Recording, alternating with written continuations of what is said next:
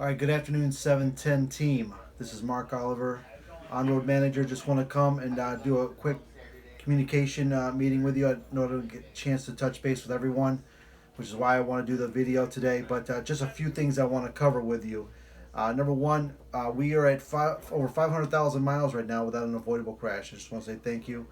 We're on a good streak too with our injuries, so just want to say thank you for that. So we're doing very strong in terms of our safety. Um, we'll get into some other stuff later with production, but strong job with the safety. I just want to say thank you for that. We do have Circle of Honor Cafe going on this Thursday, so just a reminder for all Circle of Honor drivers. Thursday we're going to be having the cafe upstairs in the Edge room. Uh, First thing I want to talk to you about is vest. We've been talking about this for a while. You've probably seen the signs, but we're moving to, and I can explain more of this if you want to come and talk. I don't want to spend a whole lot of time here on the video about it, but it's going to be across the board, every UPS facility that you have to wear your vest.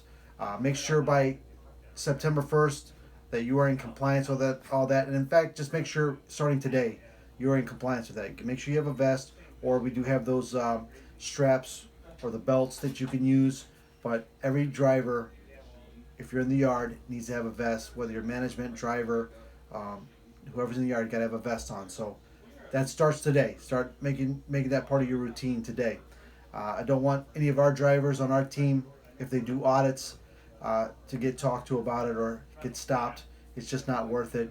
I know you're busy out there. You don't have time for the hassle. So just put your vest on. Make sure that it's part of your routine, okay? And we'll keep reminding you about that uh, for the next couple weeks as well. Monday sort. So for Labor Day, we're going to have a sort that day. So September 2nd, we're gonna run a sunrise day sort that day. I think we're still working out some of the details. So here's what I'm gonna ask for you to do. Please sign up. We're gonna have extra work sign-ups in the book. If you are interested in working that day extra, please sign the book. I'm sure we're going to need drivers to go ahead and move loads out that day and prepare ourselves for Tuesday. But there is going to be a sort on that Monday, Labor Day. So please sign if you're interested in working extra. Sign up for the extra workbook.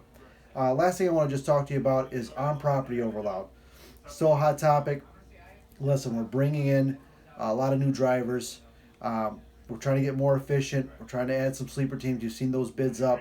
And on-property overload is still a hot topic. So here's a couple things I'm going to ask you to do. Please just code any delays that you're having.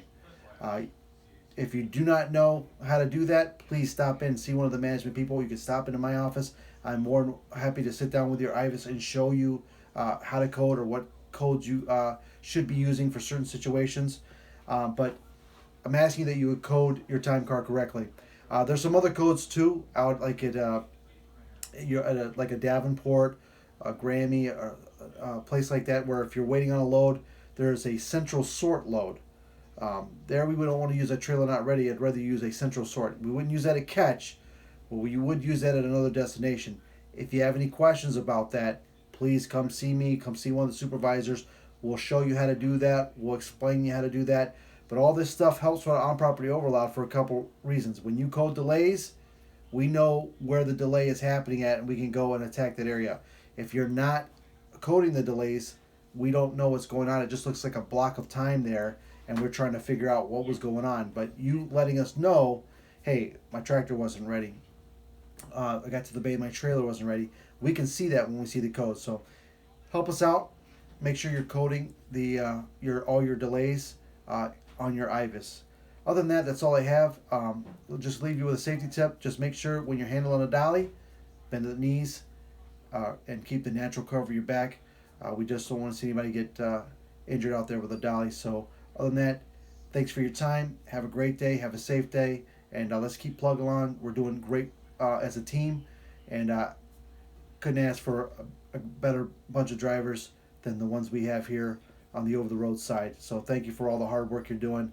And let's continue on. Thanks.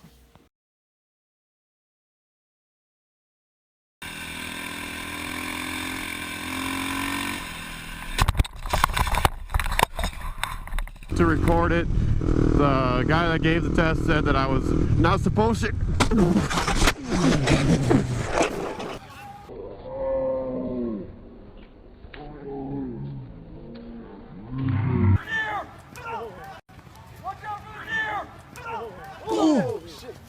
When law enforcement officers respond to a call, they have to get there fast to keep people safe, all while putting themselves in harm's way.